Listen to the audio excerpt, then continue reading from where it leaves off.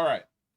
So the trailer for Godzilla versus Kong, Godzilla and Kong: The New Empire dropped a few days ago, and people have been asking questions as to why is Godzilla pink? Where did this pink color come from? Now, barring seeing the movie for ourselves, we are going to have to apply some speculation while also using a little bit of real world science, hokey real world science. And by hokey, I mean me, because I am not a scientist in this field, to basically explain why our boy got a pink power upgrade, because he literally went from Super Saiyan Blue to Super Saiyan Rose. So in the trailer, we've got where's he sleeping? He's right here. 148. We see the Godzilla is sleeping inside of this ice cocoon somewhere in the Arctic, or maybe somewhere inside the North Pole. But wherever he is absorbing energy from these crystals. We see the base of the crystal here in the center, but then if you look at his outline, there's this weird white energy that's on top of him. The bottom of him is pink, absorbing the energy from the ground, but his spikes and his head have like this weird white mist that's surrounding him, meaning that he is giving off a lot of heat. Even though he is encased inside of this ice, there is some type of nuclear reaction that's happening. Now, for something that I think people have forgotten, this version of Godzilla has the ability to absorb energy. We see that during Godzilla King of Monsters when Mothra gets absolutely fucking blasted by Ghidorah. She turns into energy, and his body naturally absorbs that energy, which causes him to turn into Burning Godzilla, which, in my opinion, is a gajillion times more cool and more interesting than just making our boy pink. And if you don't remember what Burning Godzilla is basically this from King of Monsters, where just by him existing in the area, his body gave off enough heat to basically melt steel beams. Like he was walking and melting entire buildings and entire structures with ease, with no issue whatsoever. And that intense level of heat is what basically burnt Ghidorah to an absolute fucking crisp before our boy went absolute nuclear. And uh something that I also point out, because a lot of people miss it, if you look in the energy when he blasts the energy off, you can actually see Mothra. Like you see an outline of Mothra because it's her energy that he essentially took into himself to essentially release out to kill Ghidorah. Now, another thing that some people skipped over is after Kong meets the smaller Kong, he goes into the lower area of this cavern and he finds blue energy crystals and pink energy crystals.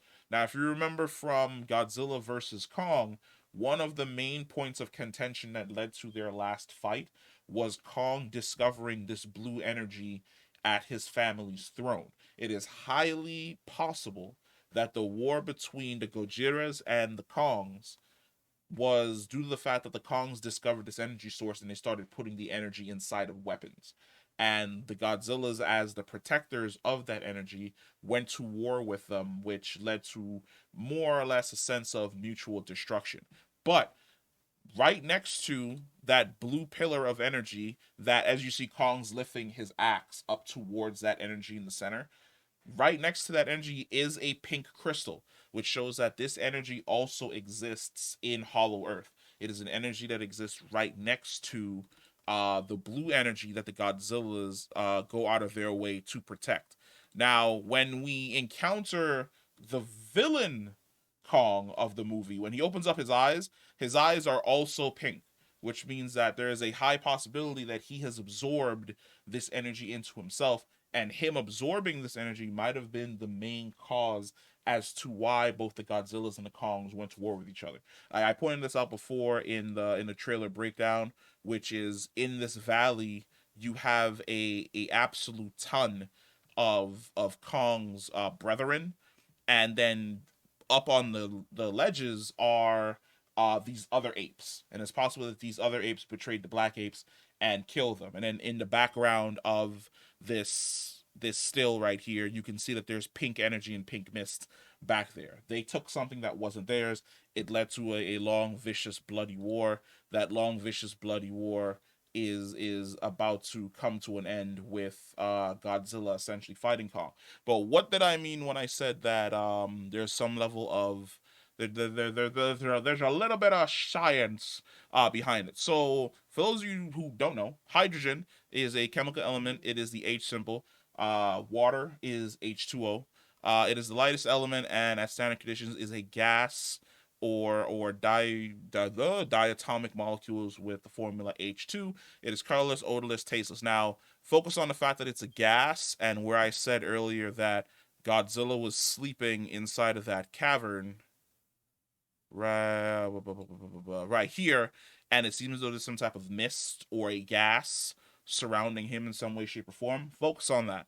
Hydrogen is the most abundant chemical substance in the universe, constituting roughly 75% of all matter. Stars, such as the sun, are mainly composed of hydrogen in the plasma state.